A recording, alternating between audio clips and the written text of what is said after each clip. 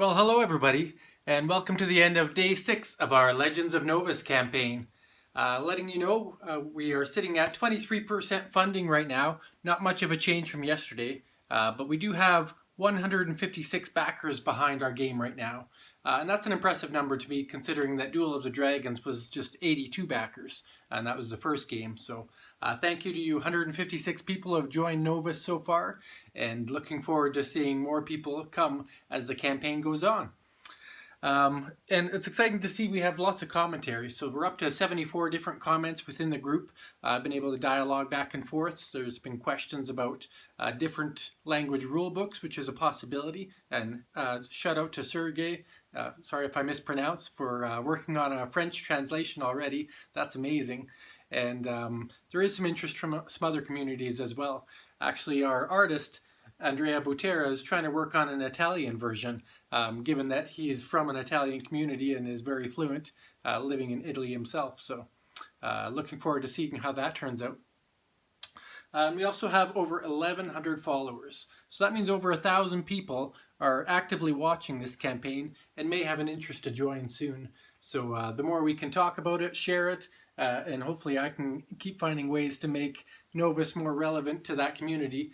We may be able to see that backer situation grow and see Novus really come to life and start to hit some of those stretch goals later on. I know that's a long ways off and maybe some wishful thinking right now, but I would never be at the point I'm at right now if it wasn't for wishful thinking and trying to envision what could be. So, and talking about that is a podcast that I had the sorry about my voice here. Getting late at night, but I want to give a post every night. So anyway, talking about possibilities, had a chance to reach out to a gentleman named Richard Bliss, and he runs a podcast called Funding the Dream. I've listened to quite a few of his episodes. He's interviewed legends such as Jamie Stegmaier, or just recently interviewed Daniel Zayas, who's very popular in this Kickstarter field, and even Isaac Childs, I think it is, the legend behind Gloomhaven. I mean, he's had all these wonderful game inspirational people on his podcast, and it was just an honor after reaching out to him that he was willing to talk to me about Legends of Novus and some of the opportunities and for challenges that we have with the game right now. So we're going to discuss the difficulties of building a crowd and actually getting fundraised on this crowdfunding campaign. So if you have a chance, it should be airing on Monday, sometime in the afternoon. And just look for it under Funding the Dream by Richard Bliss, and hopefully you'll see it there. And by all means, share the link with friends or people in the gaming industry, because trying to be as transparent as we can, trying to build this game from the ground up, very humble beginnings, but never knowing what it can become. So. And then for today, we were talking about an aspect or a game mechanic of the day for Legends of Novus. And so today we're going to talk about advanced classes. And advanced classes are a fun part of the game that allow you to really branch out beyond just what you start at. And so let's head over to the table and we'll learn all about these advanced classes. Thanks again to the new backers and to those who have stuck around since the beginning of this campaign and long before. And we'll talk again tomorrow. But let's hit the table. All right, so here we go to talk about classes and advanced classes.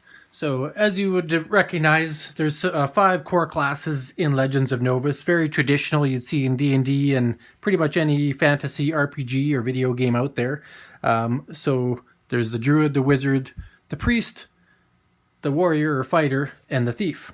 We're going to look now at Beric. He's a Druid of Vey, and so when you begin the game, you'll start the game with a core class card. So Beric is always the Druid, and he's got the symbol on his class image there. So when Beric starts, he'll have 1 combat, and then he has constant special abilities and a triggered or a special ability where you have to make it happen. And that's the same with any character. They'll always have something constant and then something that you can activate in different ways. And we're talking specifically about advanced cards today. So how do you get to an advanced class, and what is an advanced class? Well, an advanced class is basically a dual class. And so every character class has the opportunity to advance into up to 4 different advanced classes. So advanced classes all have 2 icons on them. So whether it's priest and fighter, or whether it's fighter and thief, or wizard and priest. So these are all the ones that Barrett could not be. And the reason for that is when you go to advanced class, you have to share a symbol with your core class. So he can only cross-train into something that has the druid symbol. So he could be the wizard druid, the fighter druid, the priest druid, or the thief druid. And each of those each of those classes have an ability specific to them and some combat changes. So if we look at it here, right now Barrick, the druid of Aland, let's say he goes and has a chance to fight and defeat a skeletal knight. When he defeats that skeletal knight, he's going to gain 1 experience point.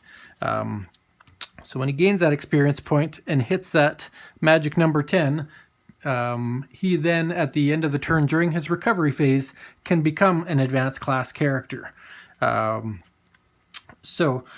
look at the benefits and whatnot of each one. So if he chooses to become a spiritual summoner, he will replace his current class card with this class card.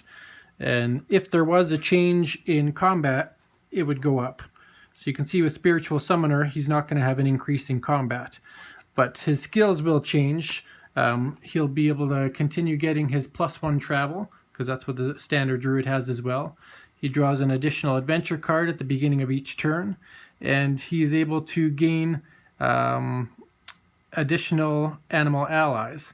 So instead of just being restricted to 1, he's able to summon more. So he's able to build up his character sheet by discarding cards and getting more animals on his side.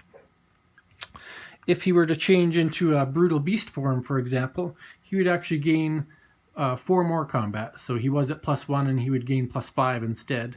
So that would allow him to permanently be stronger. He can't wear any armor or equip any form of armor or equipment rewards. So he really has to rely on his core strength, but he also automatically wins battles against creatures with 7 combat or lower. So there's a drawback and a benefit to that. And he has a ferocious rage, which is really useful in fighting down the quest creatures. He also has the option to become a spiritual saint, and that allows him to have a Pegasus right away. Plus he can escape battles without rolling, and has an ability to turn other animals that he encounters into his own allies. So that would be a cool ability if you find some strong animals out there. I've seen some interesting things happen there. And then finally, he could become a relentless ranger, which is a druid thief. Again, he gains more combat than he has now. He gains even more combat if he has 2 weapons equipped. And he can gain extra experience if he gained experience during the adventure phase. Play tested every one of these different combinations of advanced class cards, and they all have different ways to impact the game, and you may choose different ones in different games depending on what kind of equipment you currently have, what kind of skills you may have acquired, what stage of the game you're at, or your opponents are at when you get to that 10 experience. There's a lot of factors to decide, but in playtesting it myself and playtesting with others and having people play the print and play version or the copy that I sent out to them, there's been positive feedback about how each of these advanced classes work and how it's nice to have different paths and variation throughout the game. It's what makes the game really replayable. I mean, when you talk about spending $50, $60 on a board game, you want to be able to know that the next time you play it, something's going to be different. So you might be a different core class, but you could also be up to 10 different advanced classes. So every game will really be different. It's not often you're going to start with the same core class, become the same advanced class, have the same equipment. There's always going to be something different about the game. And that's what I really love about how all these dynamics have come together to make, like I said, a sandbox D&D adventure game with so many changes that can happen. And this isn't the end. I mean, you may have seen in the stretch goal, there's opportunities for different core classes and for different advanced classes. Trust me, those aren't built into the core game. This game is perfectly playable with everything that you see in the game components. It would just add another layer of complexity, but also another layer of variation and replayability. And it also keeps that door open for potential expansions of the game, or even just add-on packs later down the road. So that's what advanced classes are. They just give you the ability to do more, get more combat, get more abilities, get more allies, earn more experience. And really, anybody who's played this game will know that once you get into that advanced class, the game really speeds up. So if it sounds like getting 25 experience and trudging through the world is going to take a long time, you really ramp up quickly, and players tend to do it at the same time frame. Like, I've seen some very close games in Legends of Novus within a point or two of experience to each other, or making one strategic decision different that the other player may not have can lead to victory. So advanced classes is part of that. Knowing who to pick, when, and why could be your path to victory in becoming a Legend of Novus. And that's the same thing applies to solo play. So thanks for listening and learning a little bit about advanced classes, what they are and how you become them. And we'll talk next time.